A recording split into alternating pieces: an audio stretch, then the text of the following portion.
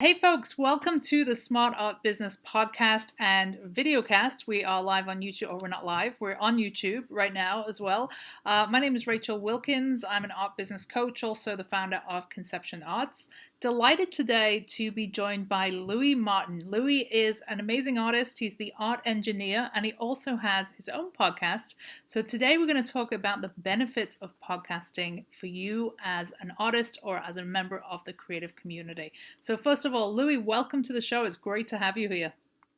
Thanks for having me, Rachel. So good to see you again, connecting. You too. Recently, I was a guest on Louis' podcast, and we talked about pivoting and kind of showing up during this crazy time. Which, if you're listening to this in the future, we're right in the middle of this pandemic right now, and it is, of course, a brand new normal to all of us. Louis, how are you navigating this new normal? I feel like I've been preparing for this. And as artists, we're so used to kind of being in touch with our intuition, right? And being okay with ourselves and sitting with ourselves. So it almost feels like everyone has finally caught up to us in the sense that, okay, everyone has to sit still and be with yourself. And I think, just like you were saying about showing up, and we're talking about showing up, it's such an important time for artists to show up and kind of share that insight that we just naturally kind of have. Not all artists, but most artists have that insight, and it's such a great opportunity to connect with the non-art community, for sure. Absolutely, and I feel like so many of us are so much more than our art, right? There's often some really rich stories behind the work, and I think a lot of the time people don't get to hear those stories, and perhaps that's why podcasting could be a good supporting platform for artists that are out there. Absolutely, totally. Excuse the noise in the background. My zoo are all running around free, so we got some cats, some dogs. It's a whole menagerie of animals. Lucky you. They're keeping us sane during this time. So let's start right at the beginning here. So you are the art engineer. Can you explain that for our listeners and our viewers, where that name comes from? So I totally made that up. I like what it. Happened in, I've been an artist all of my life. I grew up in various programs for after school, for extracurricular activities. So art was a thing that I was always part of, and I had such great experiences. So when it was time to go to college, I really had high expectations, and I expected a lot. And I wasn't met with that enthusiasm that I thought I would. So when it came to thesis time, I was kind of burned out, and I was like, I'm not going to waste my time on this. I'm going to just let it create itself. So I went to Canal Street, bought some little dogs, the ones that hop around and jump and, bark or squeak.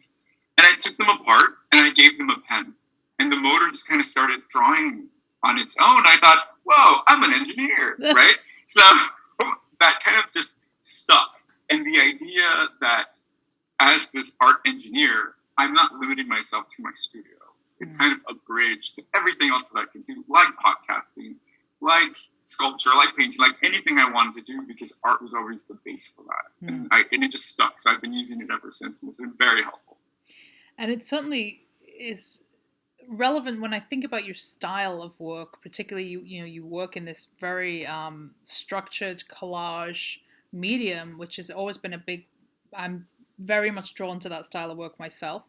It is an engineering process to take these images, and you obviously see something ahead of time that could be something beautiful, often out of mundane images or images from magazines. It is an engineering process. You're assembling images upon top of each other. So tell us about how you came upon that medium. How did that come about? I've been collaging, again, like all of my life. When I was a kid, my grandmother used to work at a convalescent home, at a very posh convalescent home. So she would, as a janitor, so she would come home with magazines of like Vogue and like Italian Vogue, Bazaar, all these fashion magazines. And I would just devour them. There were just these beautiful colors, these beautiful people. But I never felt like they reflected us or her or me. So I instinctively just kind of started ripping pages and juxtaposing things that in some way or the other represented us. And it kind of just stemmed from that. And my grandmother was also like this very kooky woman who would also like to rip off beefy guys and put it on her wall and kind of get inspired, So that kind of that ambiance and that being exposed to such beautiful things gave me an access point to connect to them. And that's how the collaging started. My grandma sounds like a quirky character. She's nuts, but she's so much fun. They're the best family members, the quirky nuts ones. They keep us entertained. Was she creative? Is that where you got it from? You know, she wasn't creative, but she wasn't necessarily creative, but she had this joie de vivre. And she always taught me to find humor in everything. And I think I bought into it so much that when she was not feeling the joy, I was always there to kind of bounce back, like, you know, make her laugh or whatever. She's still with us, thank goodness. And I try to make her laugh every time I talk to her. But that's so important, you know, like teaching somebody or giving someone that gift of joy, like no matter what you do. So she's a gift, yeah. That's great advice. Do you find, on that note, that you still have that element of play within your work? Do you still feel like the playful artist, the young child when you create? Oh my God, yes. Like, it's the only thing that keeps me going, really. I think I've always held on to this awe in everything that I see and everything that I do, you know? It's really easy to be jaded, and I mean, we have our dark spells, but it's very easy to kind of just be like, it's pandemic, whatever, day 129. But, you know, just looking out the window or just listening, I mean, music for me is huge. Just listening to a new song that kind of rings the bells that moves me. Yeah, that joy is always with me, and it helps so much. I think it's so important. And sometimes, I feel like we can get lost in why we're creating art. You know, it's to sell, or it should meet a certain standard if we want to be in an exhibit. Whereas, you know, the essence of, I think, well, certainly for me, why I create is it gives me something beyond what the everyday kind of 9 to 5 mundane life can give me. It gives me joy. It speaks to my spirit. Like my soul is happy when I'm creating artwork. Oh, and it's just as important as, you know, the mission statement, the business statement, the business plan. Yeah, it's really important. So let's talk about podcasting. So, you know, I started this podcast back in, I think we're probably around about a year now, and it's been just an adventure. We're seeing more and more people start to realize that this medium is not going away. We're able to reach people, you know, in a very personal way. We can have a very engaged audience for a long length of time with this medium. What drew you to it? What's kind of your hopes and aspirations with your podcast? You know, it wasn't in my radar at all. And then Anthony Bourdain died. And all of a sudden there was this like empty void in the universe. His work, his show kind of felt very like, even though he was very like, you know, kind of not jaded, but he was kind of rough around the edges, but there was a sense of hope and connection with people and connectivity. So when he died, I was like, oh my God, it feels like a huge void has opened up, and it was a call to action. And I thought, you know what, let me do something. And I love to travel, and every time I travel, I connect with artists, because I really feel that as artists, we're kin, you know, we're like cousins. And every time I travel, I try to connect with artists, I try to have a show, and it's worked out really well. So the podcast became a manifestation of that. And it's been such an amazing ride, like you said, because I've been able to connect with people that I wouldn't have had a platform to connect with other than a hi and bye on Instagram, right? Or a DM. So it's been able to manifest in totally different ways that I really hadn't foreseen. So for anybody who's listening, tell us the name of your show, kind of the intent behind it, and what you hope that perhaps the listeners take away. So it's called Studio Confessions. And honestly, I didn't even think about the title as far as Anthony Bourdain, but then a few months later, I'm like, oh, he wrote a book called Kitchen Confessions. You know, these are things, and this is the thing, right? You have to be careful what you surround yourself around with or what influences you, right? Because it'll always surface. So it totally surfaced without me knowing. So it's called Studio Confessions. And the idea is just to have these conversations with artists about what moves people. But it's also very much a tool to empower artists. And one of the things that I do is not only do I interview culture makers like yourself and artists, but I also have these monologues, and where I kind of just talk about things that I'm thinking about, ruminating about things out loud. And it's been so empowering to myself, and it's kind of a political act, because honestly, I feel that things that people are exposed in the media, in the mass, are things that are programmed, right? Things that people want to see, things that people will get an audience and get commercials for and get funding for. So it's this idea of like giving people what you have to offer opposed to what they want to see, right? So no one wants to, I mean, not that no one wants to see it, but in the mass media, no one wants to see this brown Mexican artist talk about his feelings. But there's an audience for that. It's a legitimate experience and it needs to exist. So I'm not going to wait until I get an invitation from Bravo or HBO or, VH1. So I'm creating it and connecting with people that way. That's amazing. So is it a cathartic experience for you when you actually conduct the interviews or perform this monologue? Do you find it cathartic? Yes. Oh my goodness. So with the interviews, it's actually very different. When I speak with an artist, it's very different from when I do the monologues. The monologues are definitely a cathartic experience because beforehand I have to sit with myself and write and be honest about it because that's really what I want to deliver. I want to offer an honest opinion and I don't want to cater to anybody other than just this is what's happening in my world, give an account. With the artist, on the other hand, it's like completely, I'm there to serve. Like I want to be there and have whoever's listening find how exciting and awesome I think this person is. You know what I mean? So I kind of just want to like shine a spotlight on people. Right. So it's an interesting dynamic. It really is. I mean, I certainly feel with podcasting, it gave me something that I didn't anticipate. Like it gave me, and I think you really hit it on the head, that like it gives you an opportunity to be the person that's shining that light. And you feel almost a sense of privilege. I know I do. Like yes. I feel like I'm being invited into the minds of some of the most brilliant people. And not only do I get to, give them a platform to be able to share what they have with the world, but I feel like I learn so much every single session. I feel like I'm almost getting, a one-on-one lecture with a person from a different genre or a different expert in a different field. And I feel so privileged by that opportunity. Have you felt that way at all? Oh, absolutely. I mean, having the excuse of the podcast gives you access, right? So especially now that everyone kind of has the time and the space to do this, if you reach out to someone you are curious about, you look up, I mean, now is the time. And yeah, people are willing to share this with you. Yep. Today, I think another thing also is that you and I are in New York. And New York has such a weight to it, to artists, to everyone, right? Specifically to artists who are not creating in New York. This morning, I had a conversation with an artist from Russia that he happened to follow me on Instagram, and I looked at his page, and I was blown away, and I instantly said, hey, want to connect? And we were on a Skype this morning. Wow.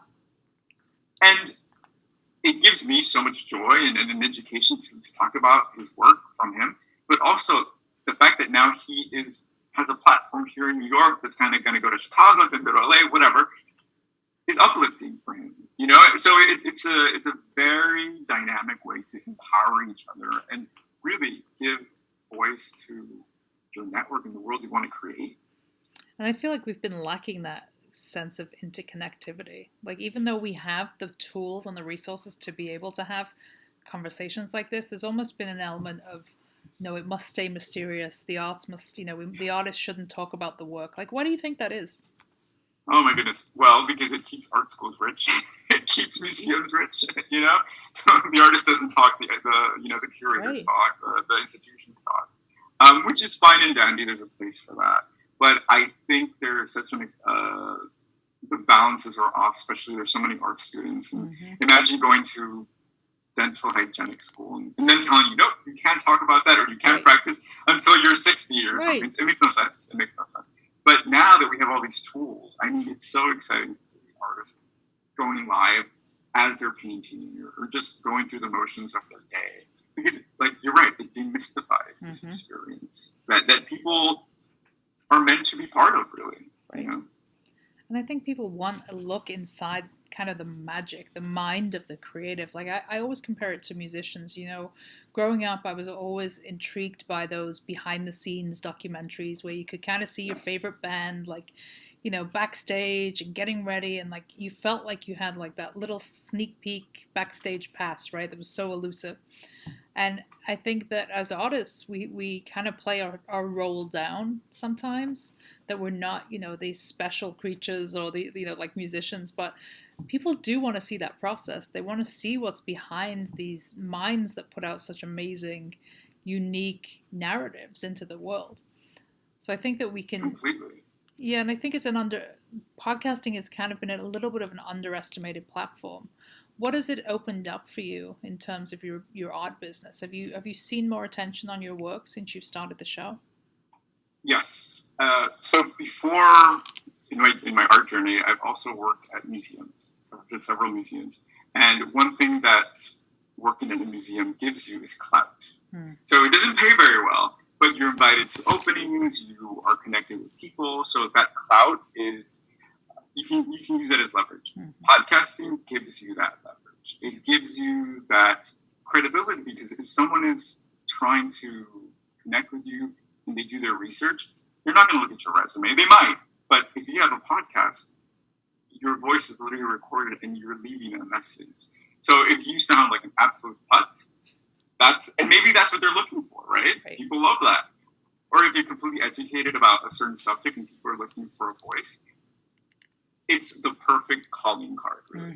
And it has. And I mean, I've been able to speak at a podcast conference, which is like what, So it's taken me places and introduced me to people that I wouldn't have met otherwise. Right. And it's giving me a peek into ridiculously mysterious business stratas in the podcast business, because I mean, like everything, it could be a business, it could be a hobby. How you want to go about it is up to you, but there's different things you can do with it, for sure. Absolutely.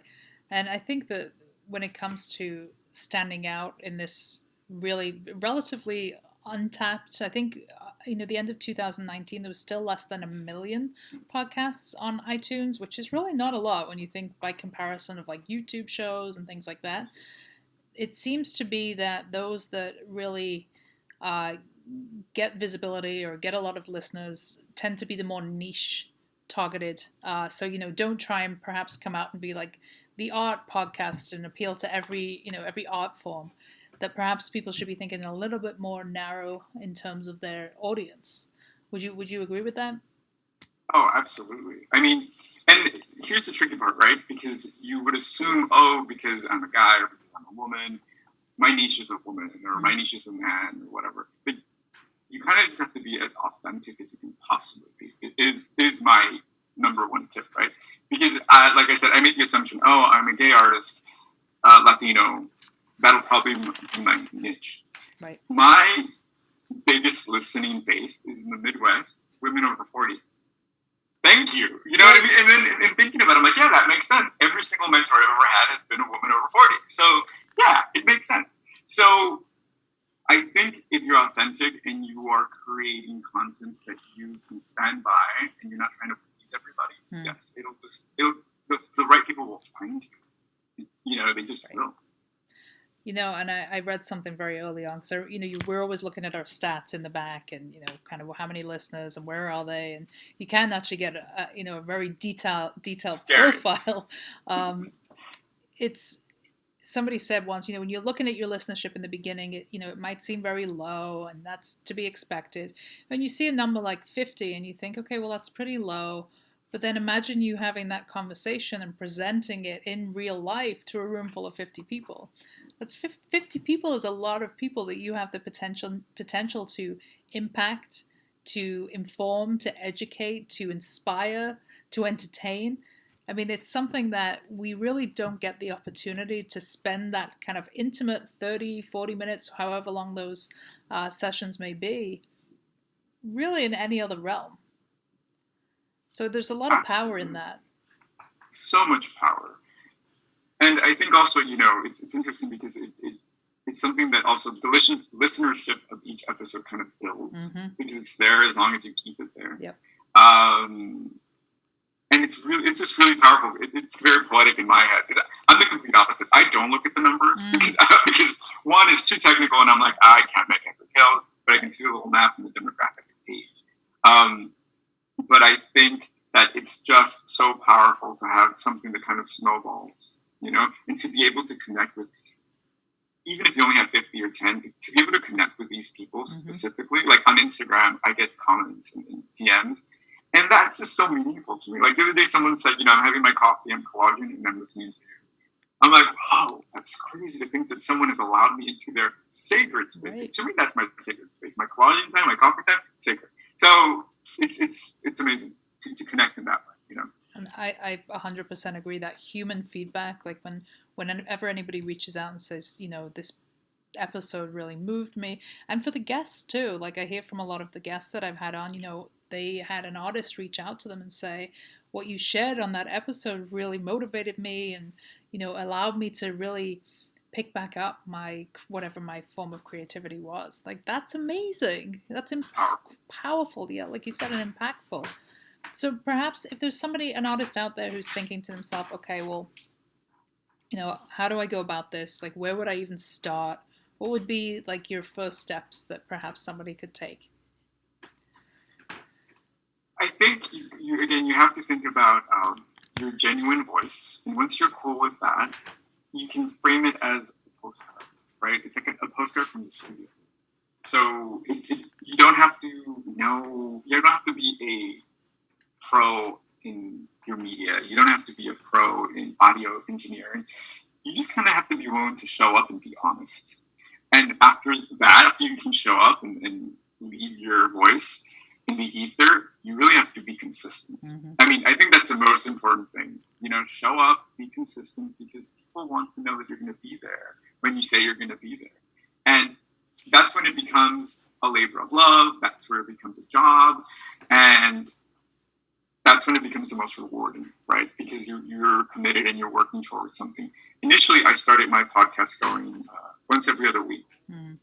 And then I realized if I wanted to have more of an impact, I should do it weekly. So I started doing it weekly. And it was the most daunting thing. I'm like, oh my goodness, like, what? And, common wisdom is like, oh, have a few episodes in advance. And I tried doing that. It didn't work, never added them, lost the interest. So now I do it, a few days before. Mm-hmm. And it keeps me in this motion that's for me is a positive thing, So I think if you're an artist and you're really trying to create a podcast, it's kind of being genuine. What interests you, Mm-hmm. right? Because it could be this postcard from your studio, but it could also be, oh, I want to build a community around my medium, around oil painting, around collaging, around animation, whatever. But I think those ideas really help. Absolutely, 100%. And like you said, consistency is most definitely key. Also, I want to share that I took a podcasting course. I'm a big supporter of online learning. There is a course out there for everything you can possibly think of. And when I set out to do a podcast, I wanted to make sure that I learned everything I could about the medium and how to, all the tech stuff that was involved, and I knew nothing about that. And I took a really great course that I am going to actually put the link to in the blog that's going to support this episode. So folks, if you are looking for more information on that, you will be able to get it in the show notes. But yeah, it took me through everything from researching your topic to the technical stuff, making sure you're set up on a distributing platform, getting approved by iTunes, all that fun stuff, and then really kind of the marketing aspect of that as well, because it's a project. It's not something like that you can just kind of turn on overnight and expect results, but there's so much potential, not only for delivering people into your world, and impacting people, but potentially taking you in a different direction that you maybe didn't anticipate. And I think that's been one of the most interesting parts of it for me. Totally. So funny enough, usually people have YouTube channels and then they'll do their podcast. I kind of did the other way around. Mm-hmm. I had the podcast and then I started making videos because I realized, oh, there's an audience. So let me take it to another realm. So I've been doing these collage sessions with people. And again, it's 10 views, but it's the 10 views of listeners that listen to me religiously and they connect and they're getting what I'm trying to offer. Mm-hmm. And that just feels really good as well, That's amazing. What do you feel like is the biggest challenge? We talked about, the idea of having to be on a certain schedule. Are there any other challenges that have come up for you? Well, I think the biggest challenge is for me personally as an artist, and here's the shrink session perhaps, is visibility. I think as an artist, the toughest thing is to get an audience. As a podcaster, is to get an audience. as a person in society of color or of a marginalized group, visibility can also be a thing that you experience on a daily basis. Mm-hmm. So kind of getting over that in the way of just showing up, and it doesn't matter who sees me as long as I'm there to see myself and kind of offer my reflection, if you will. That has been a challenge in the way that you have to learn how to be the only person in the room, you know? And it's not, honestly, it's such a mantra, right? You are the only person. No, I mean, it's great. It's a good message. Absolutely. So I think that's been a challenge, but a challenge that you can overcome by one, accepting that at the beginning you will be the only person in the room, and then figuring out who your audience is, because you don't want to talk to the whole world in complete honesty. You know, you don't want to talk to an audience that's constantly berating you or purposely ignoring you. You want to talk to an audience that wants to hear.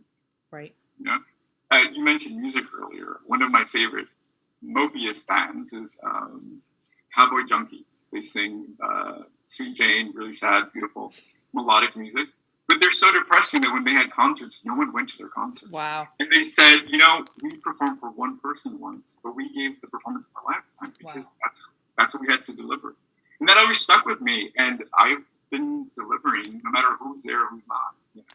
That's amazing. That's dedication. It's impressive. Yeah. So let's talk a little bit about the guests, because I think that can be a little daunting to people. A conversation I just came off of this morning, actually, we were talking about audacity, right? Like that there's no shame in audacity. One of my favorite expressions is the squeaky wheel gets the oil, right? Like if there's a wheel squeaking, it's more likely to get the oil than another wheel. So if you're, making noise and putting yourself out there and not living in that fear of asking for what you want or inviting that perhaps guest that you feel is a little bit beyond your reach, that there's no shame in that, right? What have been some of your kind of big wins in terms of who you've managed to get on the show? Has there been anybody that you've been really excited about that you were able to secure and get on?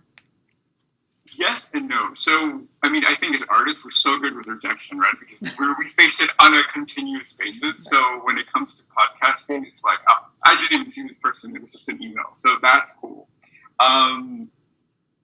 My podcast, at the core of its mission, is to give a platform to people who aren't usually visible. So I haven't kind of gone after like big names or anything. But in kind of cold calling people, because I don't know a lot of the people that I interview, I meet them when I set up the Zoom or the Skype. And prior to that, I was cold calling people and inviting them to my house where I recorded, So it could be kind of creepy for them. I know I'm going to be fine, but so it's interesting. But so I have a little ebook that I wrote about podcasting. I'll send you the link and you can share it with your community as well. And in it, I talk about this thing that a former high school teacher told me. She was visiting, and I just moved to this pretty apartment, but our pool was tiny. It was just for your feet, and it was only open in the summer. And next door to us was this huge Olympic pool that was in plain view, and I would have to see it every time I came into the building. So I was like, and one day I was complaining to her, and I was, look at your pool. So, like, why? And she was like, Luis, it looks like you don't need a pool in your apartment building. You just need to make a friend who lives in that building.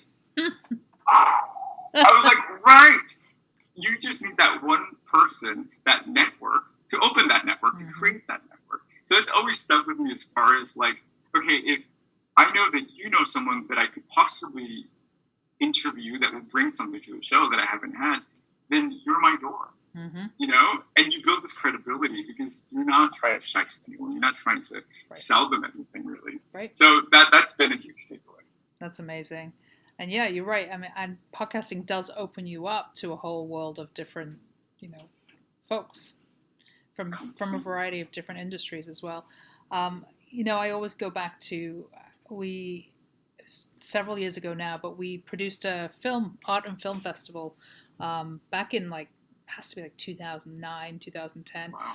And it was at the Tribeca Cinemas before they closed it down and built more apartments, which New York doesn't need, but that's a whole other episode. And we had invited the folks who produced the film about Edie Windsor and Taya. So the lesbian couple who sued the U.S. government which ultimately brought down the Defense of Marriage Act, which was a very personal issue for me because my wife and I, we were going through the our immigration process, and there was a lot of unanswered questions, and we were kind of in a little bit of limbo. And so there's this 84-year-old woman who'd taken the U.S. Government to court, and there was a documentary made about her life. And so, we said to ourselves, well, let's reach out and see if they'll come and screen the film, right? What's the chances? They probably won't say yes. Sure enough, they said, sure, you can screen the film, and yes, we'd love to attend. And we're like, wow, okay, we just have to ask. And then I said, well, I wonder if we could get Edie. I thought, no, it's just such a long shot. There's no chance of that. We asked, and we got her, right? And if we hadn't have been audacious and thought to ourselves, what's the harm, right? Why not just ask? Why not just reach out and see? What's the worst that happened? It's a no. And it was one of the most amazing experiences of my life to have this icon, sharing her story, and just it was amazing. It was an incredible experience. So, well, I think that's the other. I think there's another part to that. You're creating a service almost to the audience. Like, people want to know about Edie. People need to know about Edie, and they wouldn't have had that opportunity if you didn't ask.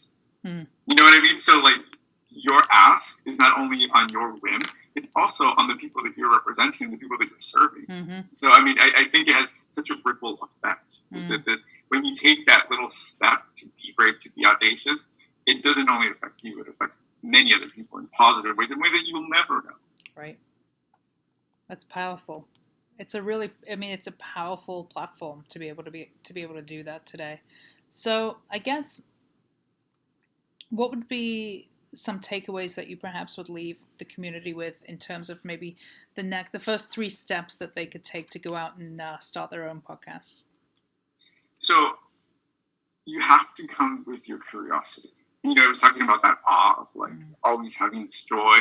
Always have that curiosity, because it's what kind of is giving us this sense of conversation. You're not in the room with me. I'm not in the room with you. Excuse me, we've never met face to face, but we both have this curiosity, and we both have this sense of awe about art, about connecting, about podcasting. And that is really hard to fake. You can't fake that. So when you're podcasting, be as honest and curious about what you're talking about, because people will pick up on that, and that's what will get you your audience. So I think that's the tip I would give them. Fantastic. All right, Louis, so tell folks where they can learn more about you, your artwork, and give a shout out to your podcast so people can go listen. Awesome, thanks. So my podcast is called Studio Confessions, and I just joined the rest of the world by getting a link tree. Welcome. I was like, what's that? So if you go to @ArtEngineer on Instagram, you'll connect to my podcast as well, to some of my art, and you can see some of my YouTube videos where I collage with people, or I collage by myself, but invite you in. So the link tree is @ArtEngineer on Instagram. Fantastic. Well, it was great having you on the show, Louis. Thank you so much. And, we look forward to keeping in touch with you and seeing your show grow. So thank you for being here.